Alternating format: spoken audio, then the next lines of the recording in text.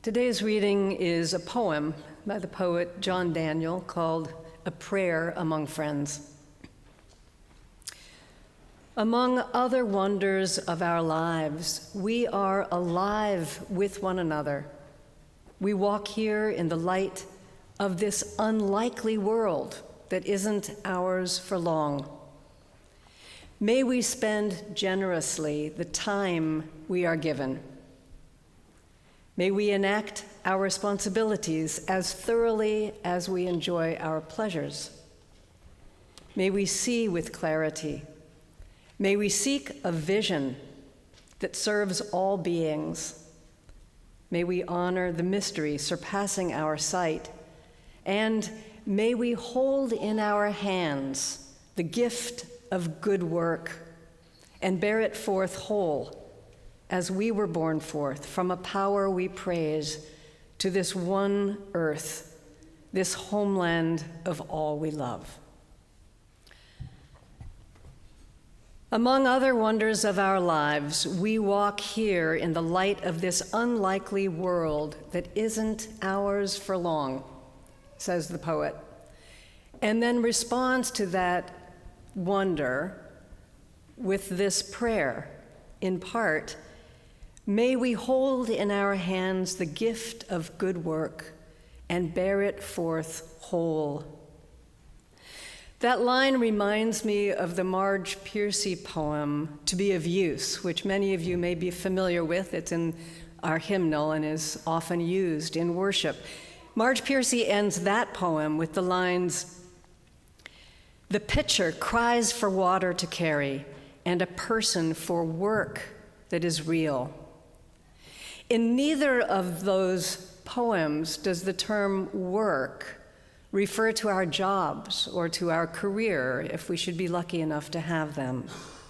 What the poets mean by good work, by work that is real, is the chance and the willingness to do something meaningful, to make a difference. There has never been a time that I have lived through in which I have felt more urgently than I do now the need to be of use and to make a difference. Over the past year and a half, every issue that we care about has been grievously assaulted. Every dimension of progress toward equality and fairness that we could point to is under attack. This past week, the escalating gerrymanders and open attempts to corrupt our democracy further are just the most recent outrages. Basic foundational values have been tossed away as though they are trash. Things like truth-telling, fairness, respect, common human kindness. Somali-British poet Warsan Shire wrote, "I held an atlas in my lap, ran my fingers over the whole world and whispered, 'Where does it hurt?' It answered me, 'Everywhere, everywhere, everywhere.'" In the face of this world of hurt, what we want most is to be of use in its healing. But when the world is hurting everywhere, how do we decide what we should do? Among the endless, urgent invitations to get involved, take on a task, join a group, attend a protest, write a letter, send a check, how do we figure out when and where to say yes? Sometimes the choice is stark and obvious. For the immigrant families that I work with now, navigating each day's potentially lethal pitfalls takes up everything they have to give. All they can do is try to keep their kids safe and food on their table. For any community or person directly targeted by the Trump administration and its policies. The choice of where and when to fight back is right in front of them. And even for those of us who are not directly targeted, if the tornado touches down or the floodwaters rise in our neighborhoods, choice making about where to make a difference becomes very simple. We do what is right in front of us that has to be done.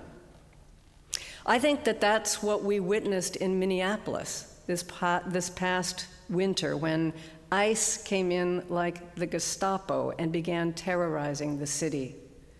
Whoever had even a little capacity to shift gears and pitch in did it. Day after frigid day, week after week. This was the tornado hitting their neighborhood. And for a while, they didn't need to wonder where to be of use. But when we are not in the crosshairs at the moment, and when the acute pain of what is happening is a little further away from us, that is when we can feel overwhelmed by choice. Most days, at least for me, just trying to catch up with the news feels impossible, much less formulating some kind of response. It can make us feel frantic. It brings to mind for me those classic cartoon characters with explosions going off everywhere, and they're running around with a little inadequate bucket of water trying to put out the fires. The sheer scale of damage happening in every arena is exhausting to keep track of. So that sometimes what we really want to do is retreat, stop paying attention, hunker down, and hope for the best. But that is not what we do, or at least we don't do it for very long, because we care too much and the needs are too urgent. And also, because we do know what it feels like to have in our hands good work that makes a difference. So then how do we move toward it when we have what feel like infinite choices? How do we find what is ours to do in times of extraordinary danger and damage? For me, the first part of the answer lies in a kind of reframing.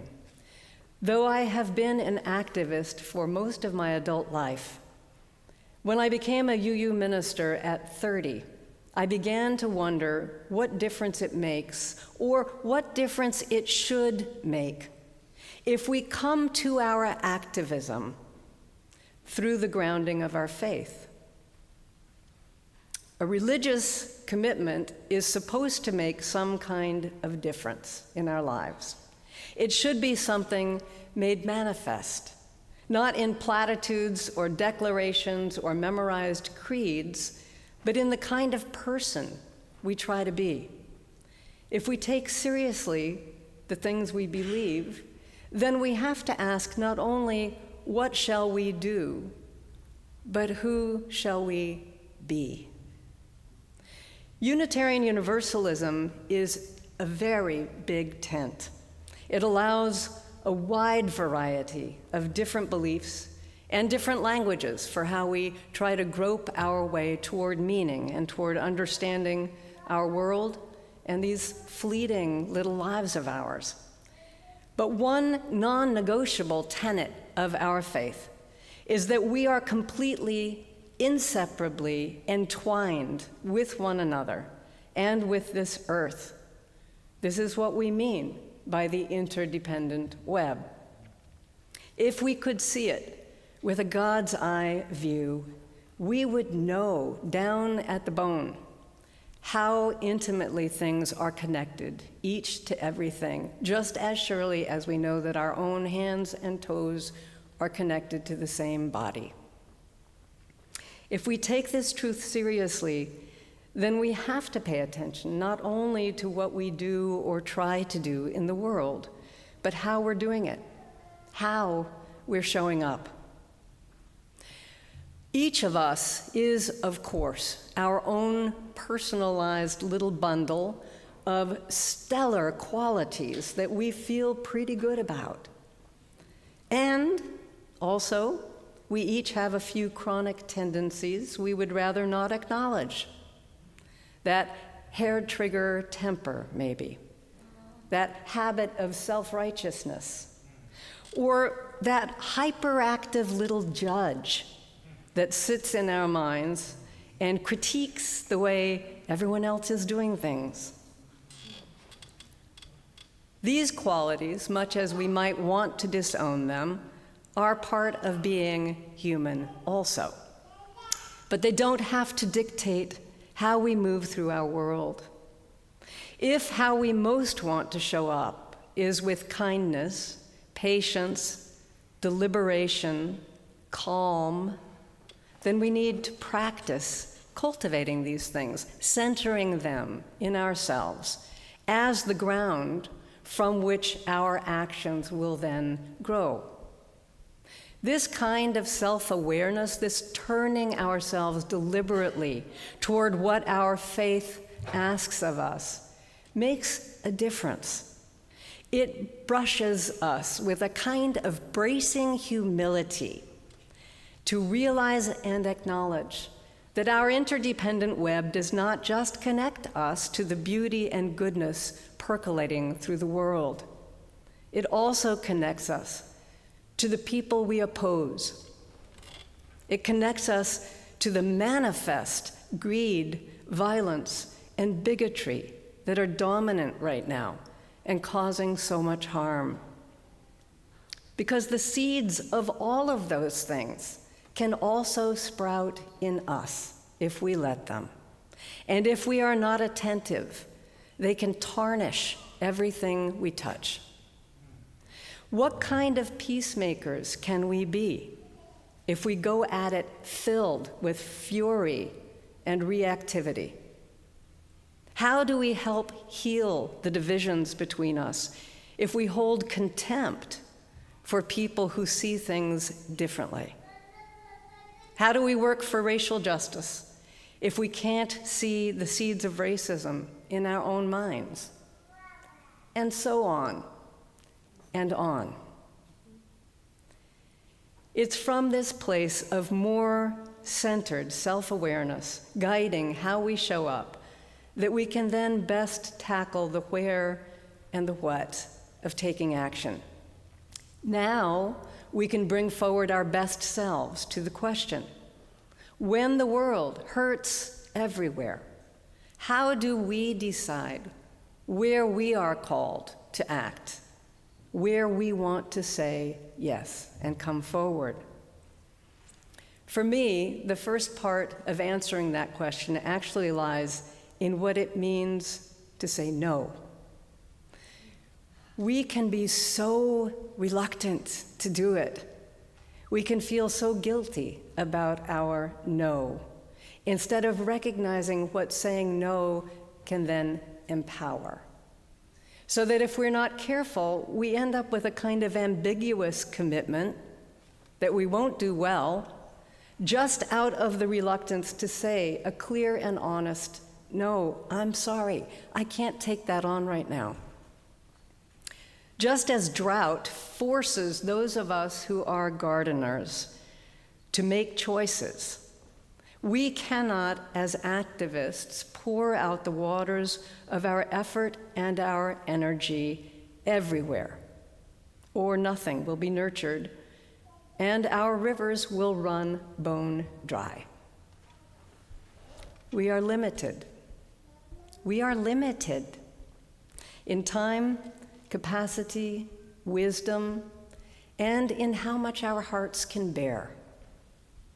Even more than this, when we try to do too much, we will actually damage ourselves and the work we're trying to support.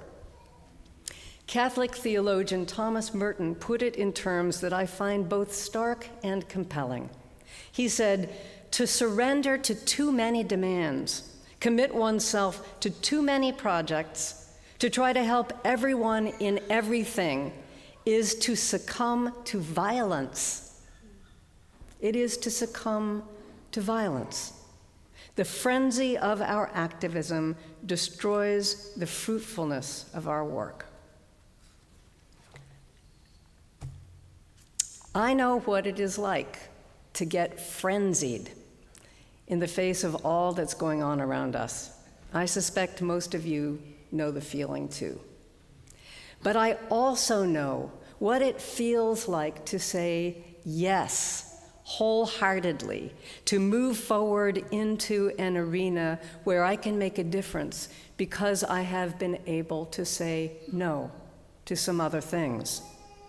I know what good work in my hands feels like, and how fed I am when I can be in community with others, pulling together, knowing ourselves to be engaged and committed. I have learned that kind of a yes is only empowered and made possible by also saying no. I've heard this kind of choice-making framed as a kind of a matrix to look for the place where our deepest joy meets the world's deep need. Not our skill set meeting the world's deep need, our deep joy. What's meant here by joy is not a superficial happiness or satisfaction. It's a kind of fierce gladness we get when we recognize we are rising to the moment and what it calls for. We're finding something new and brave within us. I think again about Minneapolis, where I have friends who were involved in the resistance to the ICE raids. I saw that fierce gladness in their faces, and I heard it in their voices, especially when they told me about what was happening directly in their neighborhoods, how mutual aid groups were springing up almost overnight, creating a depth of community they had not even realized they were so hungry for. They were meeting the moment, together with their neighbors, and in the process, they were becoming stronger, kinder people in communities made better by love, solidarity, and the willingness to risk for each other. This kind of joy in engaging the work, this fierce gladness, is essential because this is what will help us stay in it for the long haul.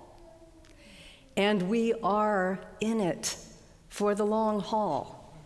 We have to be. We are right at the beginning, right at the very beginning of the seismic shifts that are reverberating in our country and around the world, brought about by this feckless government and its cruel and short-sighted policies.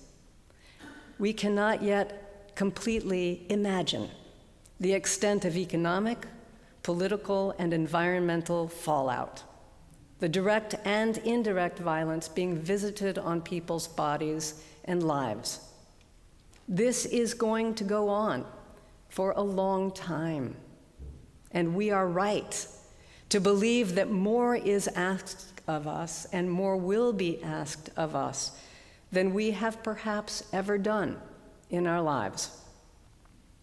But doing more can arise with the clarity and awareness of our own limits. Some years ago, I had the privilege of hearing in person the writer Ta-Nehisi Coates deliver a talk not long after he had published his book, Between the World and Me. He was kind of dazzling, I have to say, and in the Q&A that followed his talk, a man came up to the microphone and paused and then said with such earnestness, "Have you ever considered running for political office?" And there was some laughter, including from Coates, but then he responded in a simple and serious way. He said, "Look, I am not a politician. I am actually not even that much of a political activist. I am a writer and a poet. That's the little acre I have been given to till. And my job is to sharpen my tools and then till and tend that little acre to the very best of my ability, knowing that all around me, whether I see them or not, others are about this same work, dedicating themselves to their little acre. And that is how, together, we change the world. I have found that analogy to be both important and liberating for myself. We are not called to do everything. We are called to do something, and to do it as well as we can. To do it knowing we are one small part of a very large, large effort, connected to many different minds and hearts, some of them very close, so proximate we can touch each other's hands, and others of them literally on the other side of the world from us. Staying mindful of that, of our small part in a great, large thing, is a practice of respect, honoring and seeing the work others choose to do. And it is a practice of humility, by which we remember we are in this together. It does not all depend on one person. In the face of the monumental challenges that we are trying to meet and will be trying to meet, sometimes it will be hard to believe that the small things each of us is capable of doing will make a difference. But of course, this is what has always made a difference. This is how human beings have always stood up against oppression and brought history more into alignment with justice.